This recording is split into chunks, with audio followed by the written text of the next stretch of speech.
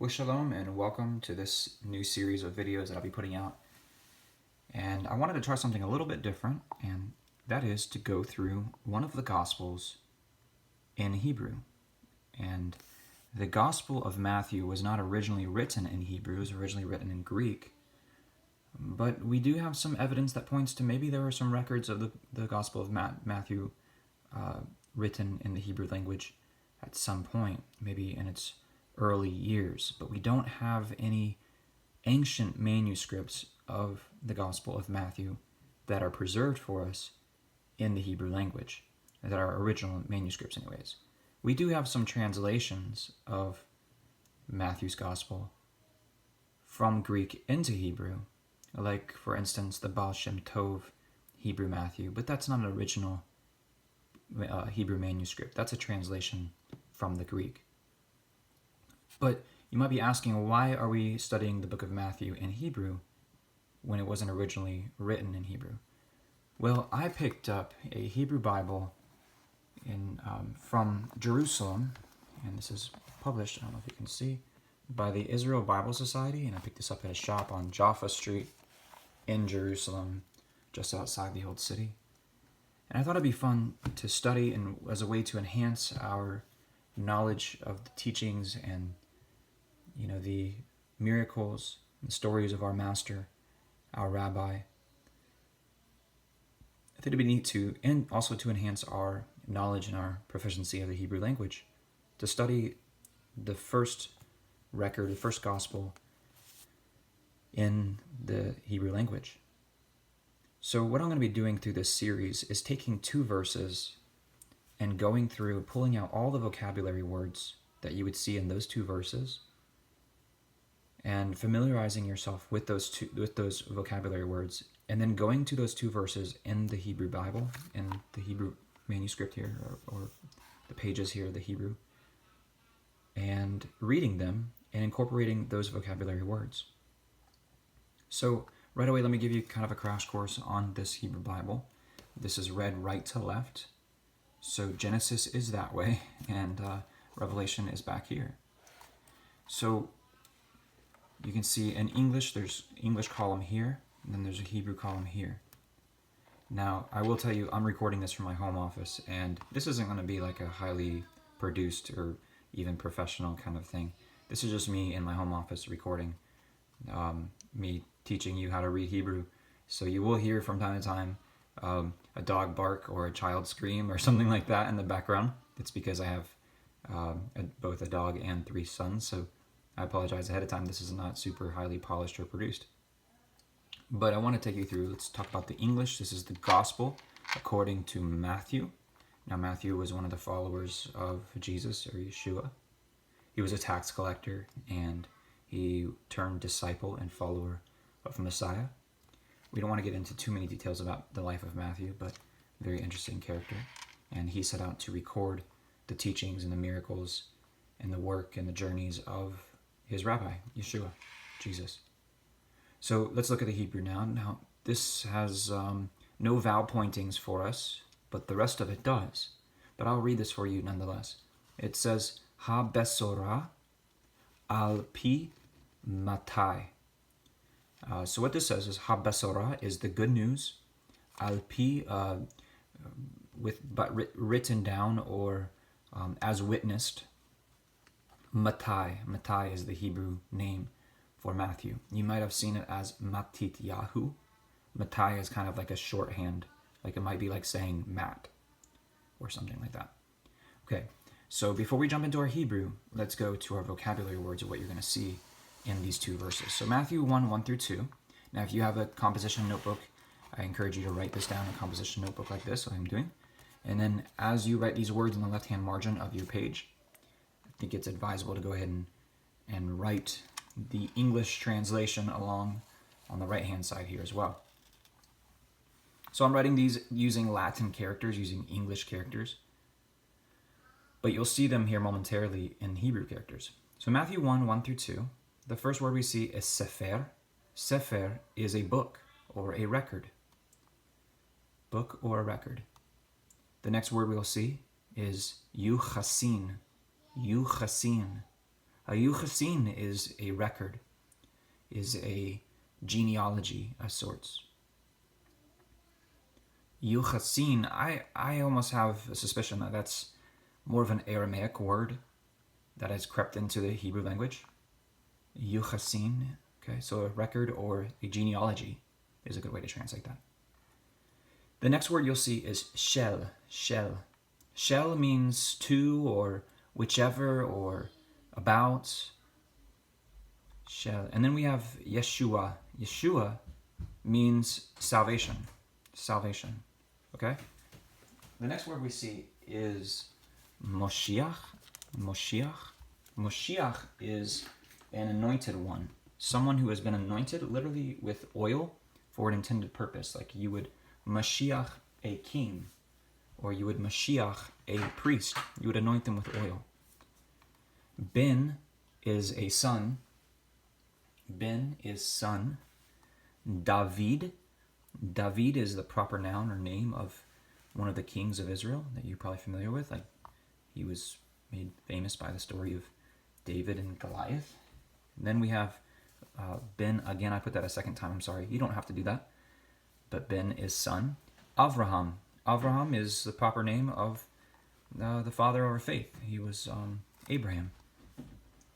And this dotted line indicates that we're moving on to verse 2. So you can replicate that and put a dotted line as well. Verse 2 begins off with this word cholid, cholid. And cholid comes from the the noun yaled. Yaled is a child. Cholid means to give a child, or to make a child, or to give birth to a child. To give birth, okay? Cholid is to give birth, or to have, or to beget. Cholid. This word it's an direct, I think it's called a direct participle. It's like a pointer word. It's to, or about, or with, all right? It's kind of, et is very similar to the function of shel. They're very similar words, shel and et, and their functions. Yitzchak means laughter. This is the name of one of the sons of Abraham, Isaac. Isaac, okay? So Yitzchak means laughter, but we translate it as Isaac. Isaac. Yitzchak. Okay? Yaakov. Yaakov is another proper noun. Yaakov is another son of Abraham. And that means Jacob. Jacob. We translate it as Jacob in English, but Yaakov. Okay, the next word is Yehudah. Yehudah, you're going to see that in the reading. And that's the name Judah. All right. Then the next word is Achi. Achi.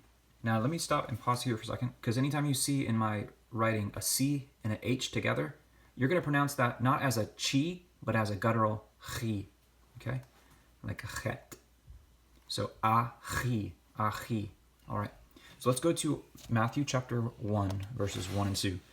Now, as I'm making these videos, if you do not know the sounds of these Hebrew letters, then these videos are not going to be really helpful for you. They're going to be kind of overwhelming, actually. So I'm making these videos, and you're watching this video with the prerequisite that you already know how to sound these letters out. You know the phonetic sounds that each of these letters make. So we're going to go through these one at a time here. All right, and let's look for our vocabulary words. Okay. Sefer is our book, right? Our book. Hayuchasin. So this is the genealogy. So this is the book of the genealogy, or it could be the record of the genealogy. Shel, to or about. Yeshua. So far we have, this is the genealogy, this is the book of the genealogy about Yeshua. Ha-Mashiach.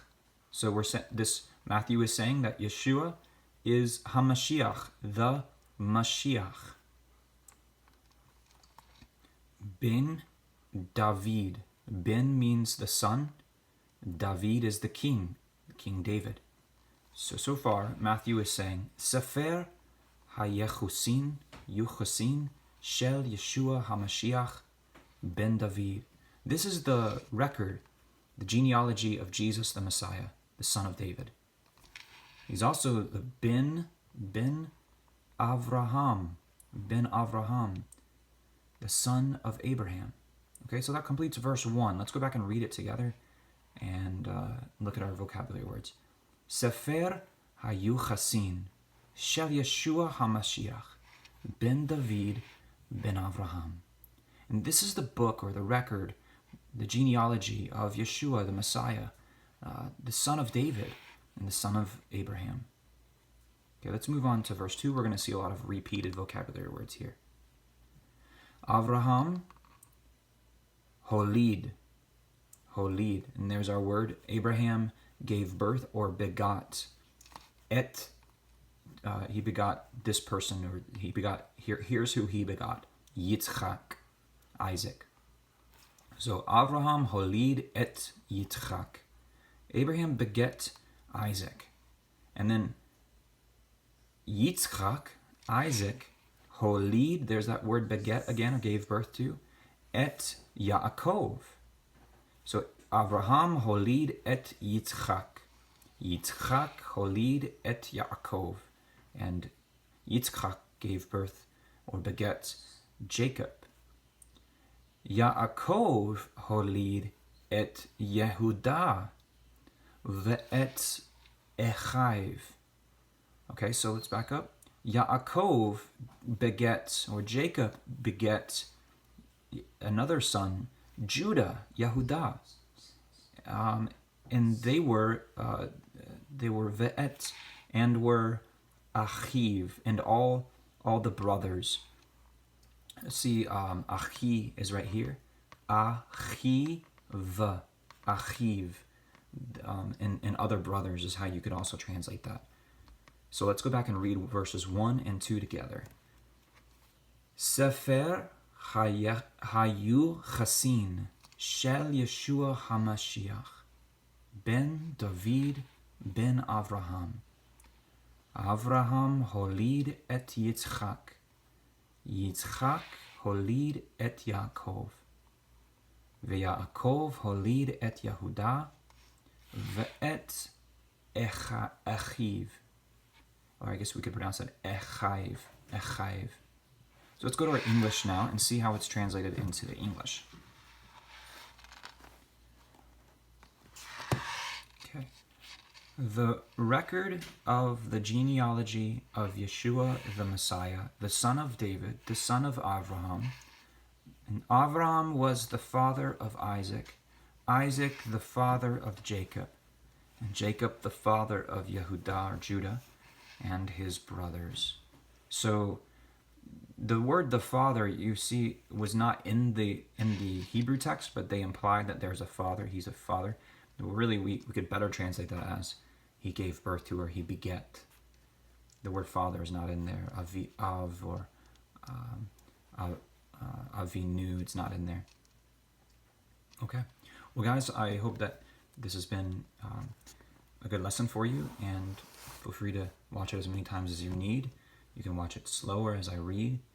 And if you have any suggestions or comments how I can do it better, or if you have any questions, feel free to put those in the comments below. Be happy to answer some of those. And until next time, we're going to move on. Next time we'll move on to verses 3 and 4, and we'll conquer those verses. So I highly encourage you to find a Hebrew Bible like this, if you can find one online that has the Hebrew Gospels in it. I know First Fruits of Zion has one called the Delitzsch Hebrew Gospels. It's really nice, but it might vary just a little bit from this one. But you could also go to the the Bible Society in Israel. I think they have a website, and you can try to find their text there as well. Let's zoom back out here and I'll show you.